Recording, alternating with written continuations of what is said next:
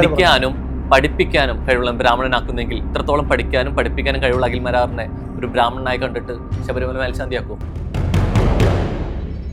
വേടന്റെ വിഷയത്തിൽ അതൊരു രാഷ്ട്രീയമായിട്ടുള്ള അജണ്ടയാണെന്ന് മാരാർക്ക് പറയാൻ പറ്റുന്നെങ്കിൽ അയാളുടെ വളർച്ചയ്ക്ക് അയാളുടെ ജാതി തടസ്സമായിരുന്നു. എനിക്കിപ്പോഴും വേടന്റെ ജാതി എന്താന്ന് പോലും അറിയില്ല കേട്ടോ. ജാതി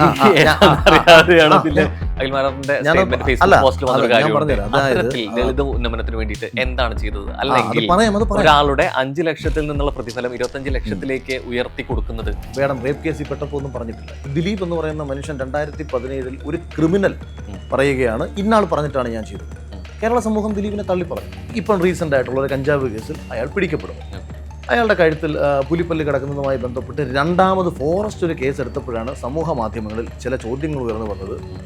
ദളിതനെ സർക്കാർ പീഡിപ്പിക്കുകയാണോ? പക്ഷെ പുറത്തിറങ്ങിയ വേടൻ പാട്ട് കല എന്നത് മാറ്റി വേടൻ പിന്നീട് പറയാൻ തുടങ്ങിയത് രാഷ്ട്രീയമാണ്. അവിടെയാണ് അപകടങ്ങൾ വന്നു പറയുന്നത്. വെല്ലുവിളിയാണ്. ഇത് സെപ്പറേറ്റ് കട്ട് ചെയ്ത് നിങ്ങൾ കൊടുക്കണം. 1 വർഷം കഴിഞ്ഞാൽ നിയമസഭാ തെരഞ്ഞെടുപ്പ് വരാൻ പോകുന്ന നിയമസഭാ തെരഞ്ഞെടുപ്പിൽ ഒരു ജനറൽ സീറ്റിൽ ദളിതനെ നിർത്തി മത്സരിപ്പിച്ചിട്ട് ഞങ്ങൾ ജയിപ്പിക്കും, ഇന്നാട്ടിലെ മനുഷ്യർക്ക് ജാതിയില്ല എന്ന് തെളിയിച്ച് വേടനെ മത്സരിപ്പിച്ചു. അപ്പുറത്ത് വേണമെങ്കിൽ ഞാൻ സ്വതന്ത്രമായിട്ട് മത്സരിക്കും. അല്ലാതെ ഞാൻ ദളിതനാണ്, നീ നായരാണ്, നീ മറ്റവനാണ്, ആണേൽ എനിക്കൊരു കോപ്പുമില്ല എന്നൊന്നും പറഞ്ഞ് പാടിക്കൊണ്ട് നടക്കുകയല്ല വേണ്ടത്. ഒരാൾ എഴുതുന്ന വരികൾ അത് മറ്റുള്ളവർക്ക് ഇത്രത്തോളം ഇൻജക്ട് ചെയ്യുന്നുണ്ടെങ്കിൽ, അത് എത്തുന്നുണ്ടെങ്കിൽ കൃത്യമായിട്ട് അത് അനുഭവിച്ച് ഒരുപാട് പേര് സമൂഹത്തിൽ ഉണ്ടെന്നും കൂടി വേണം മനസ്സിലാക്കുന്നത്. കല മാറ്റി പാട്ട് മാറ്റി വേടൻ രാഷ്ട്രീയം പറയാൻ തുടങ്ങി. കൊലപാതകത്തിന് മുമ്പ് വിളിക്കുന്ന വിളിയെന്നാണ് ജയ് ശ്രീറാമിനെ കുറിച്ച് പറഞ്ഞിരിക്കുന്നത്. ദളിതരുടെ DNA പഠിക്കാനുള്ള ഇല്ല എന്ന് പറയുന്നു. ആ വിവരം കെട്ട അരുൺകുമാർ എന്ന് പറയുന്ന അയാൾ പ്രൊഫസറാന്നാണ് പറയുന്നത്. കറക്റ്റ് എന്ന് ആ ഇന്റർവ്യൂ ഒന്ന് ലോകത്ത് ആരെന്തോ പറഞ്ഞാൽ അംഗീകരിച്ചു കൊടുക്കാത്ത അരുൺകുമാർ ഇളിച്ചോണ്ട് ഇയാളത് പറയുമ്പോൾ പറയാണ് കറക്റ്റാണ്. ബിഗ് ബോസ് വിന്നതിന് ശേഷം ആയതിനു ശേഷം സ്വീകാര്യത കിട്ടിയതിനു ശേഷം കിട്ടുന്ന ഒരു പ്രതിഫലം കുത്തനെ വരുന്നുണ്ട്. എവിടെയോ കിടന്ന അഖിൽമാരാര് റേപ്പ് കേസിലും കഞ്ചാവ് കേസിലും പിടിക്കപ്പെട്ടതിന് ശേഷം റേറ്റ് കൂട്ടിയതല്ല. ഞാൻ പല ആൾക്കാരും എന്നോട് ചോദിച്ചിട്ടുള്ള ചോദ്യമാണ്, അഖിലിനൊപ്പം എന്തിന് മാരാര് വാല് വെച്ചു?